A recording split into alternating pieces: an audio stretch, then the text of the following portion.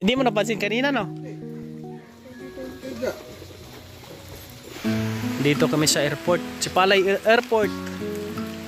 Abutan kami ng ulan dito. Merong nakatira po dito. Ito ay hinahatidan din po natin na bigas. Dati itong trabahante ng minahan.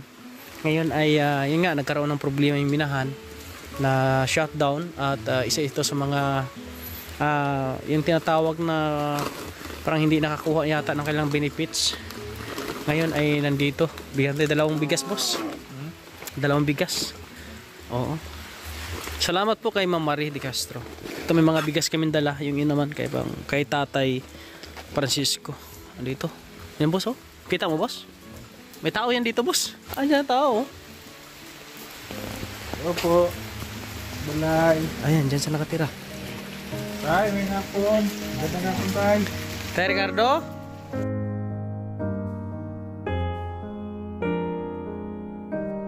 Nakasama mo dito? Ako lang. Ikaw lang? Dati itong trabahante ng minahan na hindi sila na, ano ba, parang hindi nabayaran, boss. Ngayon, para siyang nagkaroon siya ng depression. Parang na-depress. Na-depress siya. Pero, ito nga, Dito rin sa nakatira. dito siya natulad sa bahay. Pwedeng ba ako? Itong bahay niya, yung dating ano ng airport. Yung bigas, bigyan kami ng bigas po dito, mga kabayan. Bigas.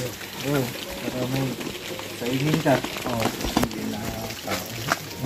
Thank you, Lord. Thank you sa inyo. Konsumo tay, para di ka gutumon. Ano yung kinain mo dito? Anong pagkain mo? Ayan, saging. Saging? Yan po, mga kabayan, no? Ito yung sitwasyon ni tatay dito. Tatay Ricardo. Pinagbigyan-bigyan lang din sa dito ng pagkain. Bigas. Hindi ko alam na. May nakatira pala dito. Oh? Hindi mo napansin kanina, no? Dito yung kaya. Yung mga saging, oh. Dami mong saging. Saan galing itong saging mo, tay? Doon. Sa Corbada. Ay, ang sarap na to. Ang saging, mga kabayan, oh. Ayan, oh. Sarap. Saging na yung kinakain mo tayo. Uy, grabe, sarap. Kung wala na akong bigas. Pero Mm. pag wala ka ng bigas, saging na lang. Oo. Ginasaing ko man. Alit yung kanyang mga kaldero, boss, oh. Ulang mga laman. Oo. Tubig lang. Tubig lang ng ano mo, tay? Iniinom mo? Yan po, mga kabayan. Panis naman yata ito tayo. Ha? Patingin, be. Nina lang yan. Kanina lang to. Noodles yung ulam? Ini Saging na yung kinain niya, tapos yung ulam niya, noodles. Noodles. Ay, bibigyan pa kami ng... Baki.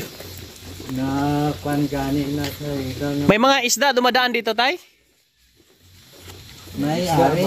Libod. Pero, bumibili ka, bumibili. Bakal ka, isda. Kaya da kwan man na, hindi man na nila pag ibalik na sa akin. Nga, Yaman. bakit? Baka inisip na wala ka pera. Gani. Baka inisip nila na wala kang pambili. Bili mo ng isda pag may dumaan na isda, ha? Bili kang isda. Okay. Para sa amin to. Oo. Bibigyan pa tayo ng saging? Laki. Oh, iba talaga si tatay. Mabait si tatay, no? Pag binibigyan namin siya, binibigyan din kami. Saging pa siya. Ilang beses na rin po natin na nakita dito si tatay at dinadaanan, binibigyan po namin ng bigas. Awari.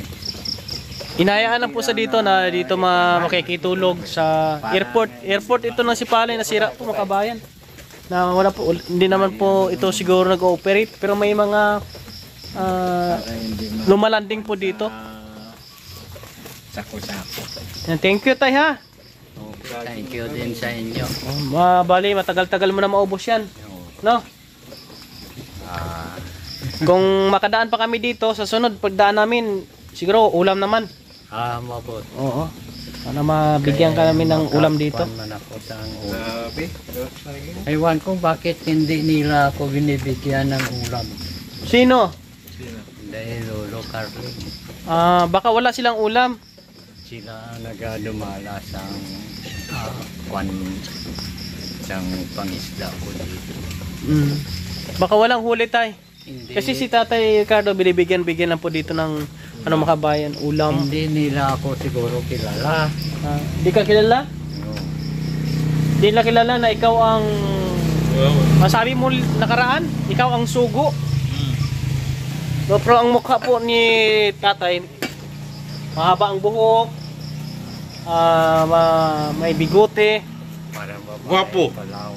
o parang babae daw siya. Ano, gwapo tayo. Nagwapo Bagay naman naman tay. tayo. Marunong naman po maglinis si tatay, mga kababayan. Talagang naapektuhan lang ito noong nagkaroon nga ng problema yung minahan. Ilang taon ka tay? Ilang taon yung trabaho mo doon dati sa minahan? Ilang taon ka? Parang 96, 97. Simula ng 1996 hanggang Hindi.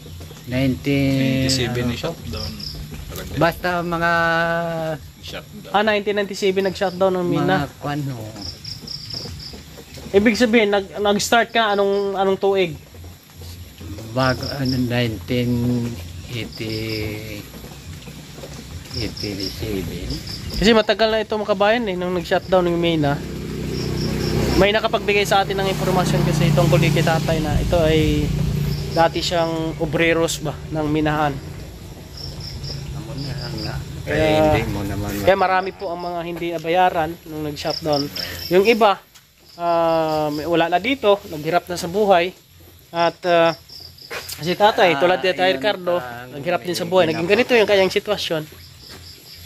Dito na sa minahan. Tay, dito muna kami ha. At maraming salamat. Okay. Kaya bibisita kami ni Tay? Bijitan. Oh, thank you sa ano mo tayo, saging. Salamat sa saging tayo ha. May pabaon pa kami saging, di ba? Ganon. Kaya hindi ko naman yan kayang ubusin. Hindi niya daw kayang ubusin yung saging kaya binigay niya sa amin. May bigas naman po siya. Maraming salamat sa inyong suporta mga kababayan. At mabuhay kayong lahat. Tuloy po ang ating pag-iikot hanggat meron po tayo. At salamat sa mga nag-share ng alam blessing. Yan po yung ginagamit po natin sa isang mabuting gawain. At bilit kami ng bigas tulad yan. Bigay pa namin kay Tatay Francisco at sa ibang senior. May blessing tayo, boss. May blessing pa kami, saging. May blessing kami. Tapos may bigas pa kami. Ikot pa kami mga kabayan. No? Support po natin DG Dan Official sa kanyang Facebook page at sa ating page. Kuya Agos, paki-share po ng ating mga video at paki-subscribe ang ating YouTube channel. Ayan po, papakita ko po muna sa inyo yung airport po mga kababayan. Ayan, nakikita nyo po yan. Ito yung local airport dito sa Sipalay. Maganda ito kung magiging mga kabayan yung pwede nang lumanding dito yung Cebu Pacific, mga ganun, no? Sana maging ganun. Ngayon kasi mga private plane, may plane po dito na bumabiyahe ng Cebu, Iloilo. Pero ang sakay nun mga 3, 4 ng guro, no? 5. Kasi maliit lang eh. Maliit lang po mga kabayan yung 5 plane. Yung minahan, ito sakop ito ng minahan. Yung minahan, no, kita nyo po yan. Yung makikita yung Felix Mining. Yung sinking ng Kasibit Lake.